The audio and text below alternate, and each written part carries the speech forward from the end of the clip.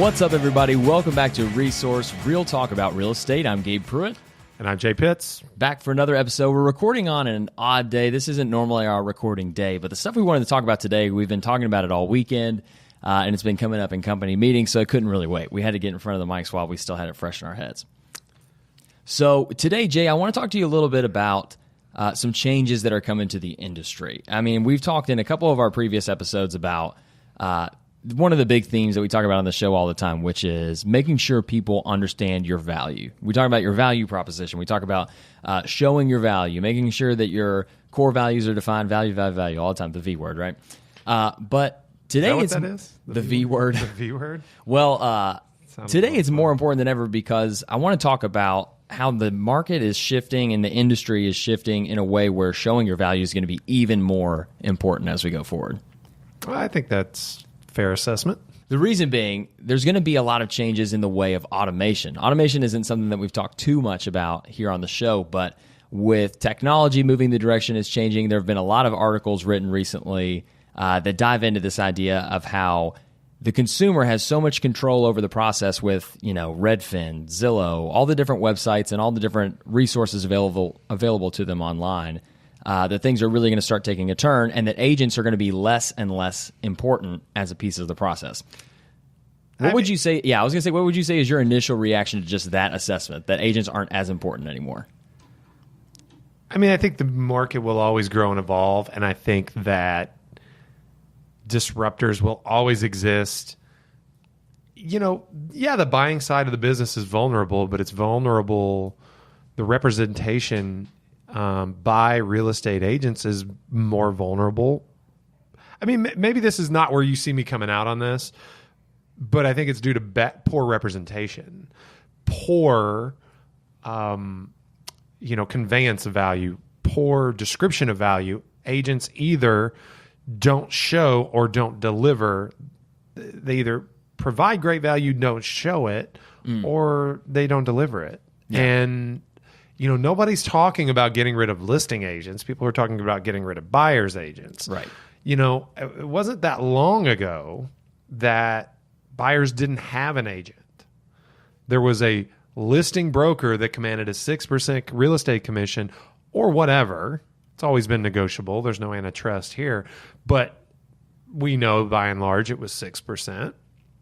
And the buyer had no representation. There was no dual agency because there was a single agent per transaction. It wasn't that long ago. Yeah. Okay. There's still a lot of places now that don't even allow dual agency. And that's a remnant of that era that I'm telling you about. So, yeah, Gabe, it doesn't surprise me. Well, I'm glad you brought up the 6% number and the antitrust thing because over the weekend I ran into this article. It was on CNN Business, and I'm going to pull it up in front of me. But it was basically talking about this idea that from the buyer's perspective, most of the work that they would expect a buyer's agent to do, they feel like they're doing themselves, right? Because they've got Zillow, they've got all of the listings in front of them. They don't really need access to the MLS because Zillow is like their MLS, and they're scheduling the showings themselves. They call the listing agent, whose number's there on the screen. They go to see it, and they're like, what is the buyer's agent doing for me besides opening a door and presenting me with the contract that I can't just find online? They're like, what's happening, and why is this number 6% floated around all the time? Like, why am I paying so much for someone who they perceive as doing so little, right? First things first, you're not paying 6%. You're not paying anything. It's baked into the price, and yes, prices would come down if you took all or a portion of that commission out. Sure. But no, you're not. That's not. It's not you that's paying it. The seller's paying it. That commission is negotiated before you enter into the equation. Right. Okay. So, if you could get rid of buyer's agents altogether, which I think is the aim of writers like writers in the article that you're quoting here. It's the aim of companies like, Redfin and some other, iBuying type, Purple Bricks, some other kind of like iBuying services. Yeah, this doesn't surprise me. None of this is old. This is old news. Yeah. This is not new news. This is just repackaged in a certain way. And the headline, by the way, is complete clickbait. Yeah. Okay. You got to read that headline. Hold on, I'll read the headline and the subtext. So the headline is, the internet didn't shrink 6% real estate commissions, but this lawsuit might. And then it goes on. That's not even the headline that I'm talking about. Let me go back to this one. When you sent me the link, the headline read, a bombshell lawsuit could shrink real estate commissions. Yeah. Bombshell lawsuit. Let me read you about what this lawsuit is, and I'll make sure to name drop the author. So, I mean, this is an article that we obviously didn't write, but it says, in a complaint filed in early March in the Northern District of Illinois, 5 law firms teamed up to allege that high commissions were a result of collusion by the National Association of Realtors and the nation's largest brokerage franchises in violation of federal antitrust laws.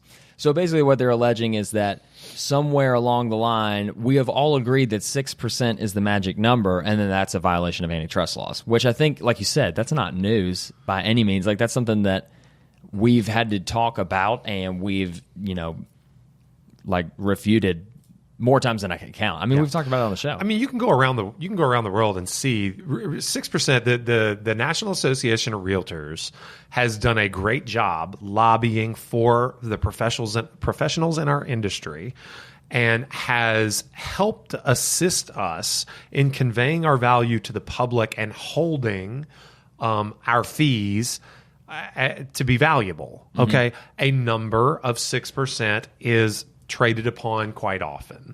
We know that. Okay, you can't say that that's a standard rate. That's a violation of antitrust right there. They always go to antitrust. It's the only leg they have to stand on. It is a very, very difficult point to prove. Yeah. But you look around the world, Australia, has about 2.5% on average real estate commission for the entire transaction. The article mentions that and talks about UK too, being between 1 and 4%. UK is 1.5% on average. Western Europe, most of Western Europe is about that. But there's only one professional per transaction. Now, do you want a phone call back? Yeah. You do? Yeah, I would like 1-to-1. You would like a phone call back, right? So if you're buying an apartment in London, okay, good luck getting a phone call back inside of 7 days. Yeah. I mean, seriously. So, you if you're a buyer and you want to see an apartment in London, there's a good chance that you're not going to get anywhere near the level of service that you've come to expect from the lowest level of buyers' representatives in the United States. There is no one holding the seller and the seller's agent accountable to providing an experience, a price, quality in terms of your investment, the structures not falling down, et cetera, and so forth. There's no advocate. Yeah. Okay. So there's a big, big thing. Trust me, I'm an investor. Okay. I buy all the time. I represent myself. I'm a trained real estate professional. I know what happens when you forego a lot of the liberties that you are granted and guaranteed in the buying process, in terms of buying the property as is, in terms of trying to buy at a discount, creating value for yourself. That's fine, but the average consumer in the United States is not ready for that. Well, and that's one of the things I wanted to say, because when you first get into the business and they stamp your license, I feel like one of the first objections that you learn to overcome is this idea of, and it's so cliche and old, but it's like, if you were going to, do you want a professional doctor to do your surgery, or do you want somebody who's never done it before? It's what you pay for. Or if you're going to court, are you going to represent yourself, or are you going to hire a lawyer to represent you, someone that does it every day? And so in this article, one of the individuals that they talk about is an individual who had an experience where they had purchased numerous homes in a short period of time, felt like they knew quite a bit about how the process worked, and I'm sure they probably did. They probably had a pretty higher than average understanding of the real estate transaction process. And they got fed up with paying buyer's agents, and so they only sought out for sale by owner properties, and they represented themselves as a buyer to prove to themselves basically that there were people getting paid that did not need to get paid, essentially. But and it's almost like a call for other people to do that too. But I'm like, my head is at, why would you so willingly give up the person who works at no cost to you? It's not no cost. Well, here's the thing. I mean, if it's not like listings go down to 3% when you don't have a buyer's agent. No, it's if true. they're charging 6% and you come unrepresented, the 6% that you said is baked into the price of the home, it doesn't go down to 3%, not necessarily at least. Not in your one single solitary individual situation. Right. The industry would have to shift. And I guess a shift has to start somewhere if you ever want to see it come to fruition. But yeah. But you're giving up expert representation unless you're someone who is, like you said, is trained in real estate and understands the nuances. You might be a sharper negotiator, which is fine. Like, I don't believe that you have to have a real estate license to be a good negotiator. I also don't believe that having a real estate license makes you a good negotiator. That's a whole nother story. But when you give up your right to have somebody who has done this plenty of times negotiate on your behalf and make sure that you're not getting, you're not missing out, you're not leaving money on the table, you're not ignoring a large problem, I mean, you're putting yourself at risk. There's no other way to describe it. Well, then basically what we're after here, Gabe, is trying to identify where the value comes in on the buying side of the transaction. Yeah. Why is the buying side worth 3%? I sat down once upon a time and tried to come up. I saw this. It's something we've talked about on the show before about the trends in terms of splits, right? Like brokerages, we talked about brokerage models. So much is made about what a brokerage's split is. Mm-hmm. And really, like, you can't even have an intelligent conversation with someone if your split is not favorable to the point that they're willing to consider it. Sure. Okay? So it's not that much different. It's kind of a similar conversation. And I sat down and said, okay, regardless of what the percentage of the sales price is, because we're not talking about that in the agent comparison, in the agent world, we're talking about the percentage of the 100% of whatever the commission is. Yeah. Okay. Whether it's 50 to the broker, 50 to the agent, whether it's whatever. How do you whack that up? Okay. And determine who provides what in order to figure out the true value that a broker or team leader brings to a scenario? Yeah. Well, you got to look at, like, most brokerages get a minimum of 5 to 10%. Okay, so take 10% off the top, and that's your brokerage handle, right? Brokerage gets that comes off the top. It has been said that look at referral fees. 25% is typically fairly standard, yeah. Fairly standard. Yeah. So that's the cost of procuring a client. You got to think that any agent would pay a 25% referral fee willingly, so any agent would spend 25% of their gross commission dollars to obtain a new client. That's interesting. Never thought of it that way. So marketing, advertising, systems, whatever is the cost of acquisition for a client should be at least 25%. Yeah, if that's what you would spend to acquire it from another agent. So look at it like this. Yeah, I mean, it could be Zillow, it could be Facebook ads, it could be your sphere of influence. Your sphere of influence could be 2%. You could spend 2% of your gross commission to acquire that client, or you could spend 50% to acquire a Zillow lead. I don't know, but 25% seemed like a fair number. So now we're at 35%, 10 to the brokerage, 25% to client acquisition. You got 65% left. Okay. So in our team, we're on 50-50 splits, right? Mm-hmm. Okay. So I'm paying the brokerage.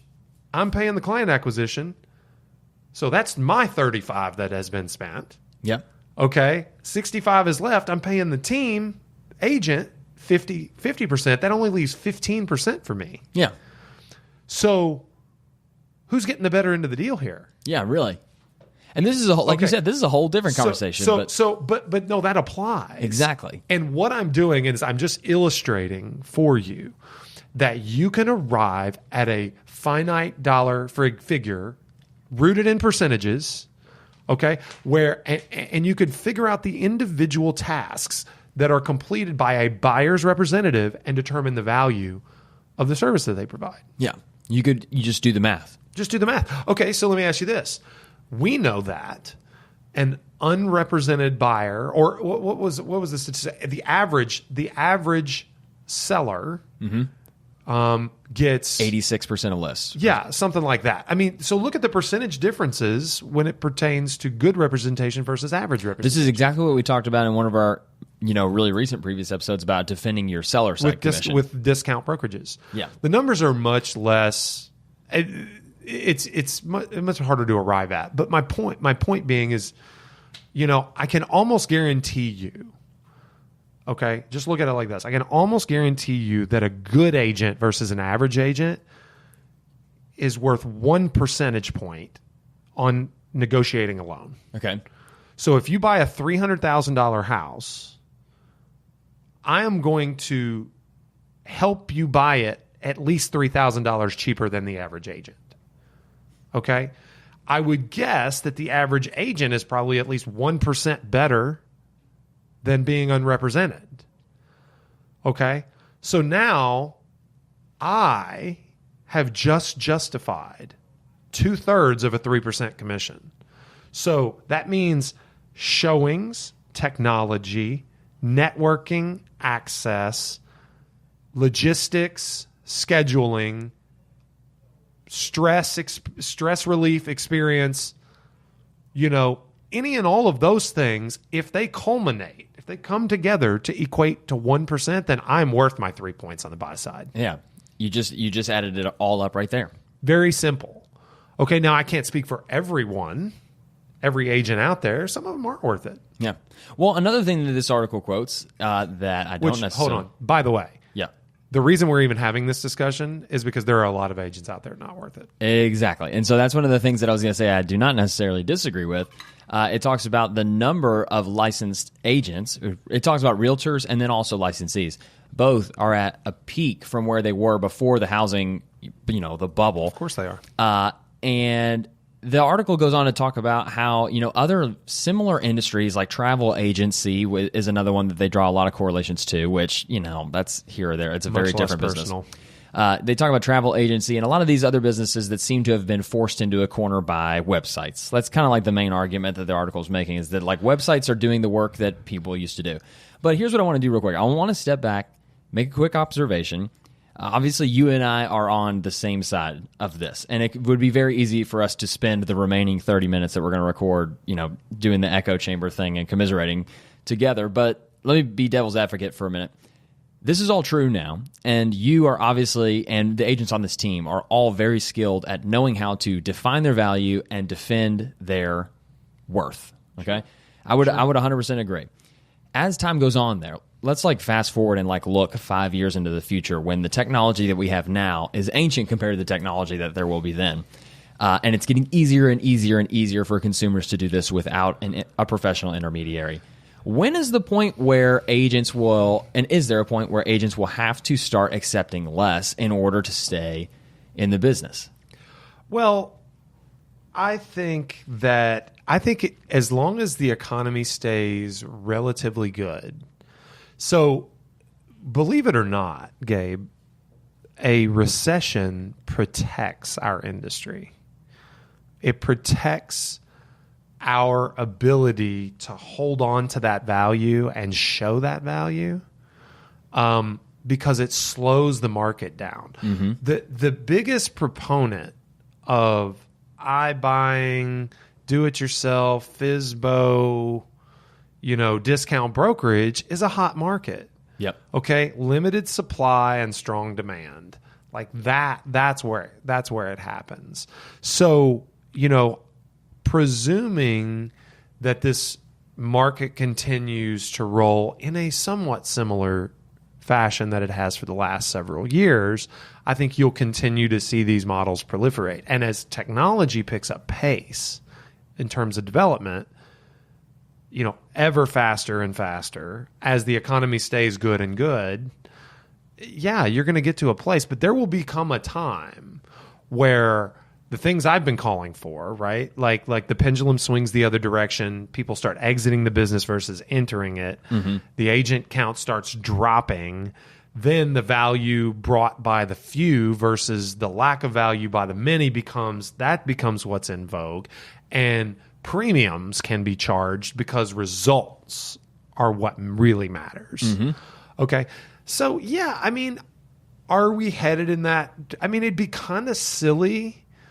Don't you think that there have been people selling real estate in, Western Europe longer than they have been in the United States. Like, I always kind of look at it like, okay, you want an idea of what things are going to look like in 200 years? Like, look at Western Europe. Yeah, they started a long time before us. And to answer my own question that I teed up, the way I tend to look at it is that I don't think that necessarily the future of real estate is one where agents are just forced to accept less.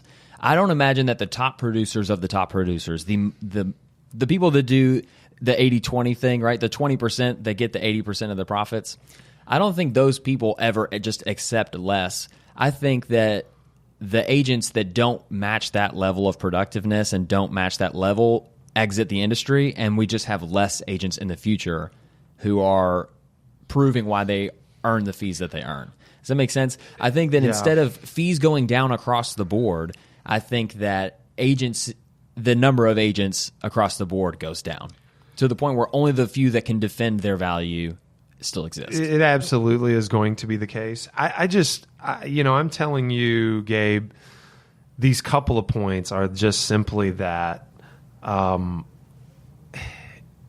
value will always exist, regardless of circumstance. There will be context that shapes value. What the public wants, I don't see it going anywhere anytime soon, because millennials are, regardless. Okay, so it's a fallacy that this article that you're quoting is even built upon, because today's buyer doesn't look for the same things that yesterday's buyer looks for in terms of service. Like, my clients don't want me to find the house that they want to buy. That's not what they're looking. My dad used to do that for his clients because the baby boomer generation expected it. Yeah. Okay? It would be weird to me. It would be weird to you, Gabe, if you were my client and I said, here, Gabe, this is the one you really should buy. Yeah. I'd be like, excuse me? Yeah, what the hell are you talking about? You want me to save you from making a mistake that you didn't see coming. Mm-hmm. You want me to negotiate fiercely and get you the best deal. You want me to make things easy. You want me to relieve stress. Answer questions. Answer questions. Well, that's rooted in stress and anxiety, right? Yeah. That's attached, that's baked into the process that you need somebody to help you handle because you don't see it coming. Yeah, yeah. You don't know how to deal with it yet. Prepare me. Yeah, prepare me for the cost. Prepare me for the questions I'm going to have. Let me talk to you about Peter Diamandis real quick, okay? Yeah. He said that there were 6 Ds, okay, of exponential growth or disruption, okay? Number 1 is digitalization. Okay, and it's not digitization; it's digitalization. Okay, but proliferation of technology, things going, getting more digital. Yeah, more digital. Deceptive and disruptive growth are the 2. It used to be 4, but he added those 2. I'm not going to get into those 2 awful much. Number 4 is dematerialization. Okay. Which basically means that things you used to have to pay for are now free. Okay. Information that used to be proprietary is now public. Right. Okay. Excuse me. That was demonetization. Demonetization. Sorry. Okay. I went. So dematerialization. I read the wrong word. So dematerialization doesn't really apply here because that's like your GPS used to be a thing that sat on your dashboard, but now it's on your phone along with everything else, a single device. So the dematerialization, fewer things, the things you have and keep doing One more. thing is doing all of the things. Exactly. So the internet is dematerialized, infinitely many things. Yeah. Demonetization, things that used to be pay are now for free. Mm-hmm. Okay, so that's kind of what we're talking about here, demonetization of the buying side of real estate. Sure. Like, you should be able to represent yourself now with these other tools that have been digitalized and dematerialized for you to use. Last is democratization. Okay, democratization is really interesting because it says that all of these things culminate and then become available to everyone. Okay. So, and that's something that you're seeing with a lot of these tools being ever present, but that's just what makes it possible. Like, you should be able democratization says that you ought to be able to be your own real estate agent. Sure. And that's what the person in this article is saying is like, I got fed up paying other people to do what I could very well do myself. they think they can do it themselves. Because it's just like what you just said. It's a fallacy. Their experience with agents was limited to, you showed me the house, you found the listing, and of course, I'm sure if they had bought 12 houses or something, they didn't do that all in a year. It's probably happened over a span of time when real estate was different. But if access is what you're looking to compensate someone for, I mean, why would you do that when access is readily available already? Well, and it's like why is there a need for an article, Gabe? Exactly. It's like what if that's your main premise, what? Well, it's clickbait. As we've talked about on the show before, but when agents ask, what is the objection handler for, why do you get paid so much as a buyer's agent? Or if you go to show someone a house and they don't want you to be their agent, they say, oh, we're going to do it ourselves. We're just going to work with the seller's agent because we don't understand, you're just here to open the door for us. Yeah. Well, you tell someone like that, it's like opening the door is less than 5% of what I do. Yeah. Showing you houses is less than 5%. It's basically not even part of my job. It's just a function of me getting the property under contract for you and negotiating on your behalf. You'd already said it all. All of the different things that you do during the transaction, not the finding the house part.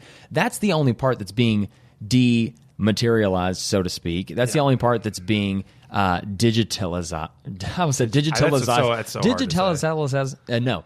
It's the only part that's being made digital. That's the only part that the internet is doing. The internet's not negotiating for you. There's not a website that's helping you make sure that the repair request is being completed in a timely fashion. Like that stuff's not happening. Any iBuyer service that you look into will tell you that this is not the most cost-effective way to buy a house.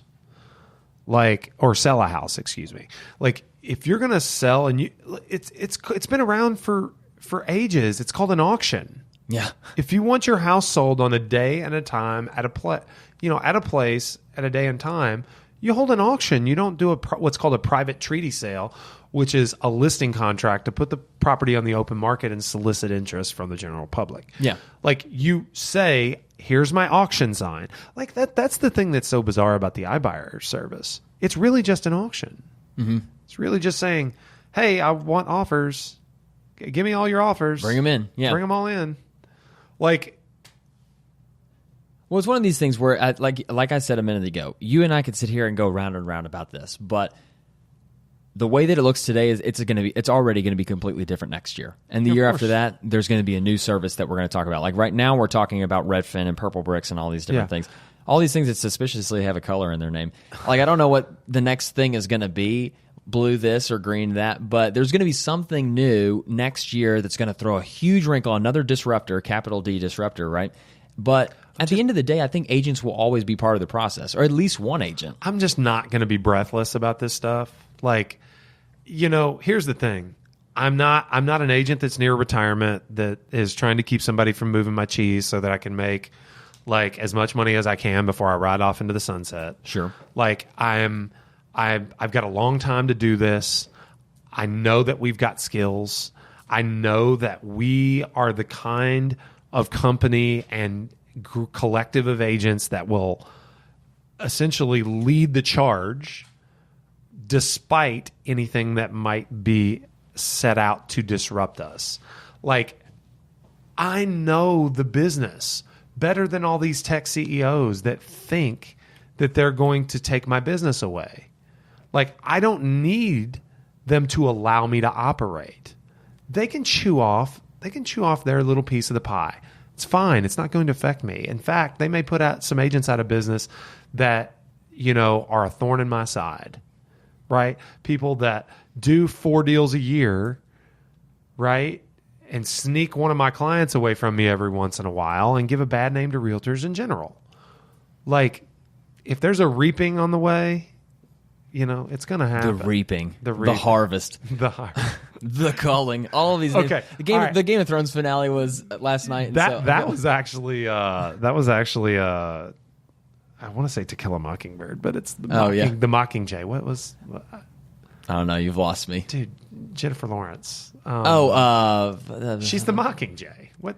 You're talking about Hunger Games. Hungry Games. You said Hungry Games. No, I said Hunger Games. I wouldn't get that wrong. Not enough. Coming to a theater near you. Not enough Qdoba for games. Coming to a theater near you. Oh my goodness. Anyway, so Redfin and Remax just breakup's official. called an unceremonious end to their divorce. 2-month-long relationship. But okay, let's talk about this. That's right in line here.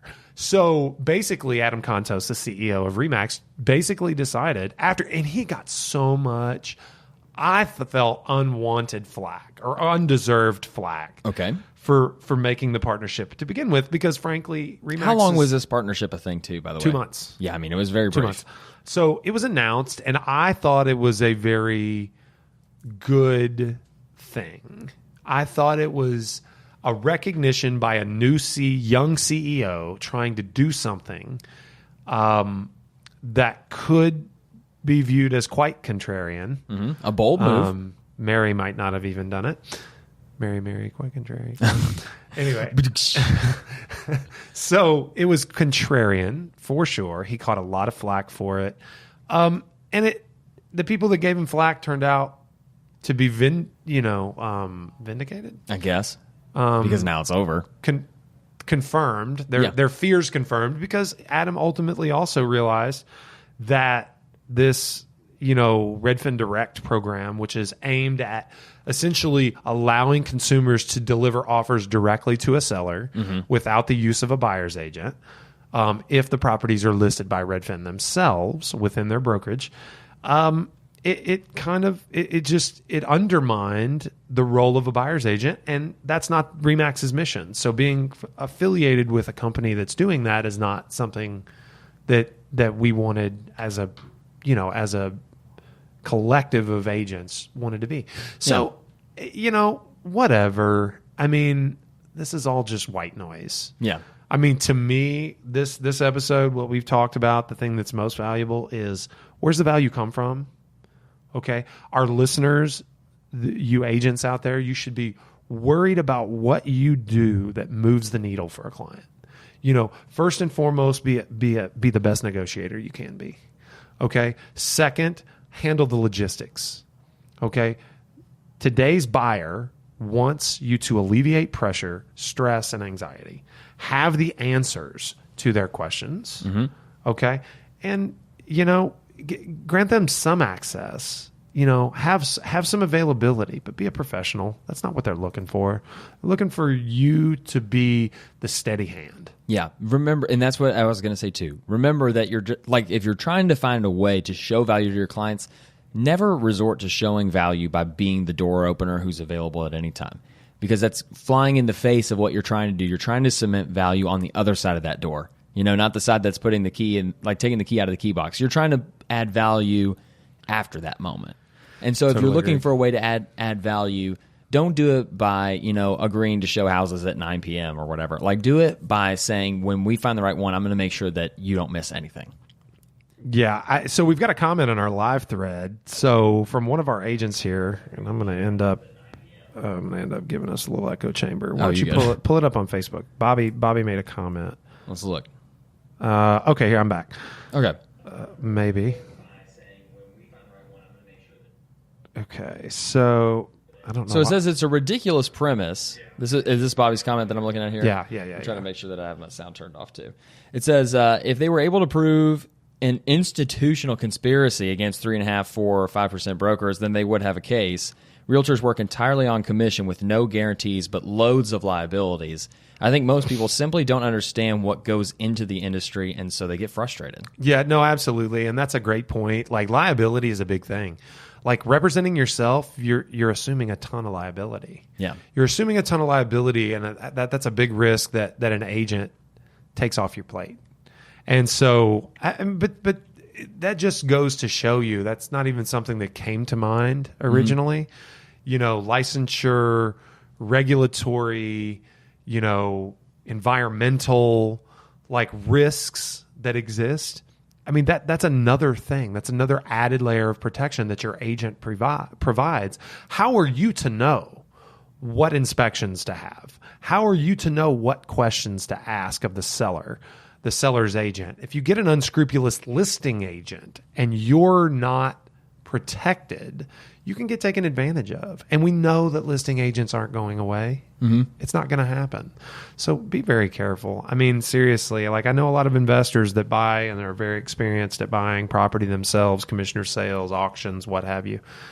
That's what this is. If you decide to go down that road, you're essentially assuming the role of protector for yourself. Yeah. And I guess if I was going to leave any parting thought, it would be believe in yourself enough not to get caught up in this craze that, I mean, these articles are being published right now, and it seems like we're in like a moment, and I'm doing the air quotes right now. No moment. Like we're in the moment where it's about to happen, that, you know, it's all about to break. But this is no different from any other major disruption event in real estate. And it's not even the first one in 2019. I mean, there's going to be articles written, you know, for years. There have been for years before this moment, and there will be for years after. Every time new technology is introduced, anytime, you know, people start to question the status quo, and the market will adapt. It always does. But it's important to remember that, as we keep saying, we talk about it all the time on the show, there will be moments, and it's like where this recession line is, right? Where all of the agents who are doing a handful of deals a year, or they're part-time agents, or, you know, they don't prospect, they just wait for the deals to fall in their lap. Those agents are going to be swept out with the current when this event happens, and the agents who do what they're supposed to do, that define their value, whose clients know why they do what they do, they're going to continue to make a good living. So if you're one of those people that are doing what you're supposed to do, don't worry about the articles. Don't worry about the buzzy clickbait titles. Don't worry about the videos that you see. Don't worry about the big mergers and then 2 months later, the big breakups. I mean, those things are cool to keep track of. Bombshell lawsuit. Bombshell lawsuit. Yeah, I'm out. Anyways, I almost made a reference to a TV show. I stopped myself. When you see those things, you know, you don't have to worry about your livelihood if you're one of the agents that's doing the right things and you're demonstrating your value on a daily basis to your clients. Yeah. You do need to worry about those things if you're the type of person who is not committing to their clients at 100%, if you're the person who's just pitching in a little bit of effort here and there, if you are a door opener, if you're someone that identifies as a door opener, if you're someone that's, you know, cutting corners and doing these discounts just to keep a client, those things are going to be the things that rock you. But I mean, there are agents those things are never going to touch. Beyond that, I would tell the hardcore professionals out there, don't be intimidated. Hold your value. Give up a deal here and there. Don't bend over backwards to try and meet, you know, a consumer's demand that really is never going to be happy anyway. You know, they don't deserve your service. And I'm not saying every fee has to be a full fee, right? I mean, there's a time and a place to cut fees to be able to make deals happen and be the hero in a transaction. And to be clear, we're talking about earning the fee that you charge too. We're not talking about just charging as much as you can just for fun. We're not talking about tricking people into paying you more. I mean, don't take less than you're worth. Exactly. And I always tell everybody, you cut your fee on the back, not on the front. You negotiate the fee that you know you're worth, then you set about delivering the value that you promised. And even still, sometimes you're going to have to accept less than you're worth on the backside because of this circumstance or that. Just don't do it up front. Because Redfin's going to give a $1,500 rebate. Don't cut your commission. Yeah. Like, explain, learn, listen to this podcast, talk to people in your office, reach out to us for God's sakes. I will teach you how to have that conversation so that you can show somebody you're better off hiring me at this commission than hiring them at that reduced rate. Absolutely. Don't ever try to beat somebody's rebate on day one at your interview. Don't say, well, I'll give you $1,600 off. It's exactly what you're saying. That's not where you give it up. Like, you tell them, here's why if you pay me $1,500 more than Redfin, I'm going to make you $3,000 more. I'm going to tell you, and Gabe, I know we're wrapping up here and we're out of time, but like, I literally have this conversation with amazing agents daily, and they say, but Jay, they were going to buy with me too, and they're buying a $500,000 house, so I had to give them a discount on their $200,000. Or else I was going to lose them. No, you weren't. You weren't going to lose them. You weren't. Do what you're worth. You're worth whatever you make on the buy side on that escalated price. You're worth what you charge on the list side on the lower property. Like, they need you. You're that good. Know it. Know it and convey it. And if you can convey it, there's really nothing more valuable. And if people walk away because they don't know your value, that only means that you didn't show them. It's your fault. People won't know if you don't show them. It's your fault, or they're a jerk and you didn't want to work with them anyway. Well, sure, but what we're saying is that's a small subset. Very, very, very small. You can't say every person Not that doesn't want to everybody's work a with you is jerk. a jerk. Like, they didn't want to pay. They didn't want to pay 7.5 points. What a jerk! If you go on 3 What an jerk anomaly. appointments in a row, like you're the common denominator. You might be. Yeah. You might be the problem. So be honest in your reflections. But yeah, show people your value, or else they're not going to know it. Anyways, that's all the time we've got. I mean, we could talk about this for 40 more minutes, I'm sure. Yes. So, resourcepodcast.net, wherever you get your podcast, please leave us a review and a like. There's a good chance you're listening to this on iTunes. Before you finish up the episode, just click the review button, please. We want to hear from you. It helps us rank better. It helps us show. It helps us help more people the more we are able to get this out. You can always check us out at resourcepodcast.net. Yeah, and don't forget, if you're one of the people that's watching us right now on YouTube, you can just drop a comment right down below. Make sure to subscribe, and we're going to be putting all of the videos from our live episodes up on YouTube also. Yeah, show notes, links. We'll put the links to these articles up. Thank you so much for joining in. For Gabe Pruitt, I'm Jay Pitts. We'll see you guys next time. See you next time.